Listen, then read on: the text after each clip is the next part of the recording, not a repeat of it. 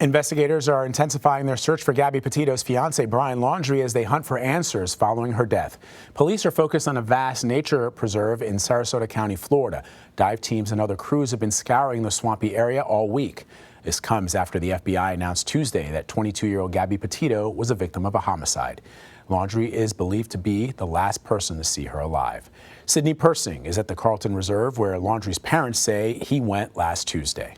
So, Sydney, police say Brian's parents told them he came out to the area to hike last Tuesday. Why do authorities believe he may still be there?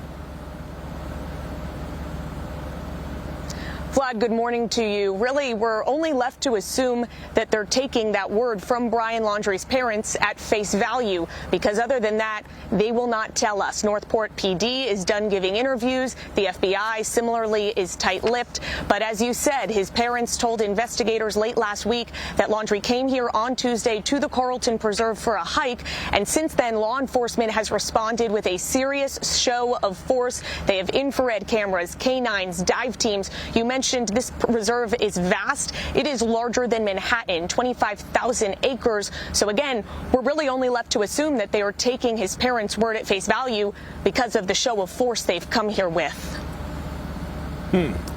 So, Sydney, the other question, a couple who lived across the street from Brian Laundrie and his family say they saw his parents leave their home in a truck with an attached camper about a week after Brian Laundrie returned home alone from that cross-country trip on September 1st without Gabby. What are the developments on that?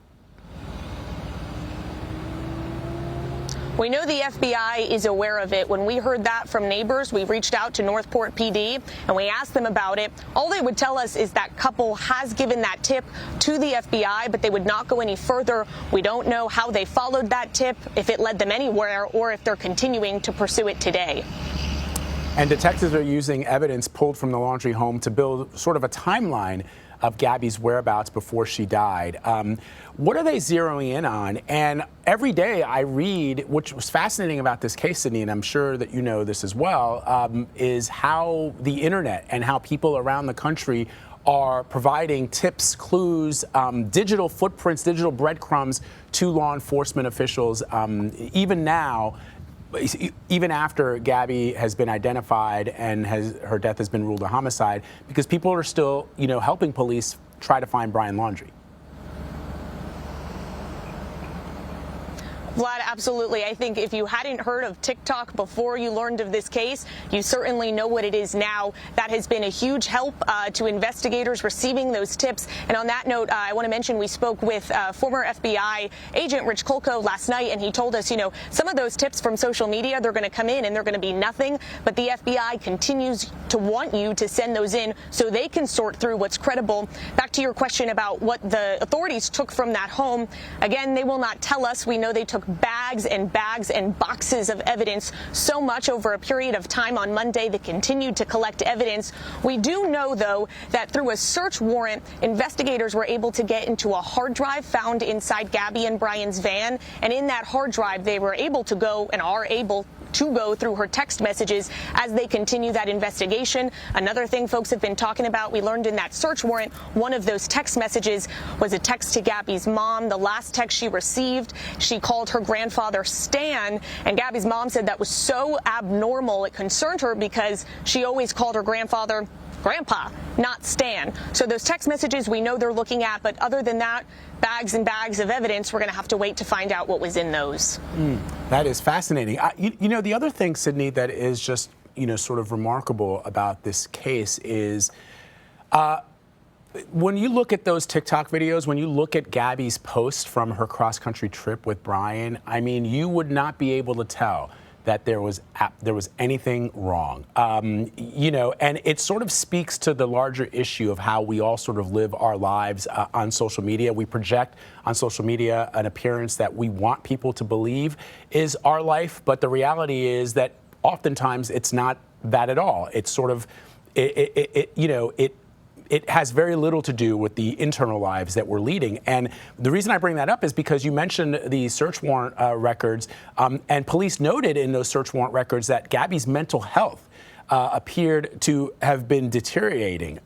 What did they learn about that? How did they learn about that? Because if you look at her videos on social media, you can't tell that that's happening.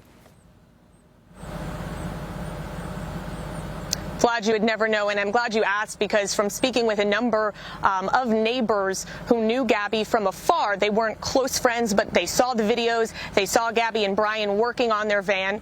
They were shocked to learn that there were perhaps mental health struggles, and I think that really goes back to that video we saw come out of Moab when a bystander called the Moab police when Gabby and Brian were traveling. They had an altercation, and the police eventually ended up saying, you know, we're not going to arrest anyone because for domestic violence, because we think this is a mental health crisis. In that video, you see Gabby so distraught. She's talking about her OCD. She's crying on end. So many people have seen that video.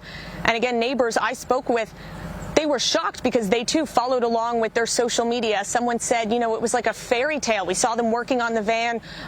You just really never know what's inside someone's life. And I think you're right. I think that will be one of the footprints of these cases. Their involvement on the internet, as you said, onlookers, TikTok, Instagram, that component. So it's multifaceted. It's very interesting. And I think folks will look at that aspect, to your point, for quite a while. And finally, Sydney, you know, I know that you've been doing a lot of reporting on this story. I'm also curious about the larger story here, the larger context of what happened to Gabby, which has happened to thousands and thousands of women. And we don't know that Brian Laundrie is at all involved in that. He's just only a person of interest. But I want to talk about specifically the video that we were just showing there, where police approached Gabby and had a conversation with her and Brian after they had been in some kind of altercation. And you know, there is a narrative here that women are often killed by the men that they love, and you know that has happened thousands and thousands of times in this country and around the world. Obviously, we don't know what caused Gabby's death, and we don't have a motive or anything yet. But I'm just sort of talking to that moment where the police pulled them over and had a conversation with them. Oftentimes you hear, rather than sending an individual to jail who put their hands on you or who assaulted you, you say it's not a big deal.